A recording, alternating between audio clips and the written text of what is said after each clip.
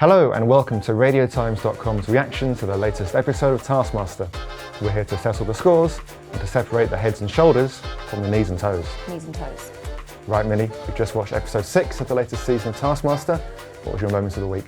It's definitely Julian Clary for me. Walking into the room at the beginning of the task and greeting Alex with, oh, I see you're radiating your usual charisma. It's completely withering, it's delivered perfectly. He's staying so true to his brand and just continuously bullying Alex episode after episode. And I love it, it's hilarious, it's funny all the time. It's great. You do need that one contestant every season who's just going to be rude to Alex. Absolutely. Apologies, Alex, but it's needed.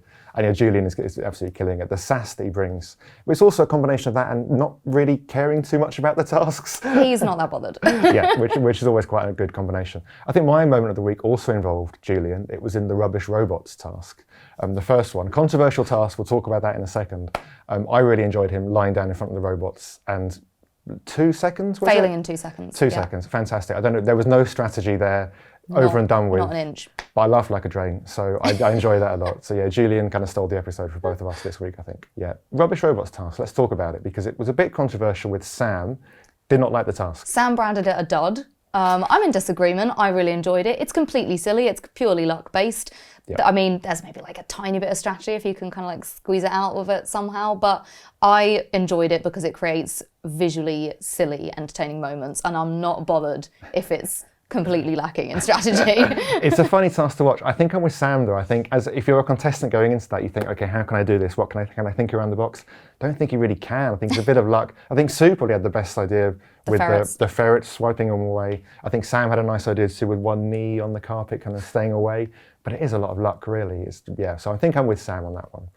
Speaking of luck, Lucy had a lot of it in that task as she was kneeling around the robots because she won it. She won the task. It's actually the first task, solo pre-recorded task, that Lucy has won this entire season. More trivia via Christian, more statistics. Incredible stat. Episode 6, she's only won tasks in the studio and team tasks. That's why she's not doing so well on the leaderboard, but she did win this episode. And she's still doing better than Susan, who's languishing in last. Yeah, and who needs a win? She's not won an episode yet. She's got 4 more goes. Come on, Susan. Come on, please. Speaking of rubbish tasks, Greg announced the worst round in Taskmaster history this week. Yeah. Was it really? Come on, no, that is not the worst prize task in history. Not by some stretch. I think it's been a really strong season for prize tasks, actually. I think there have been some real good creativity, some really good entries. So maybe Greg's recency bias makes it look like the worst task. We've only got to think back to season 10, which was the season with Johnny Vegas and Catherine Parkinson. I think most of the prize tasks in that season were worse than tonight's one. Daisy May Cooper won the first episode for bringing a bottle of wine. 5 points for turning up and shrugging a bottle of white wine. And Greg thought that was very, very funny. I mean, I respect it. But yeah, that was the first ever Channel 4 episode as well. So I quite enjoy the idea of people tuning into this brand new entertainment format. Purchase, big money deal from Dave.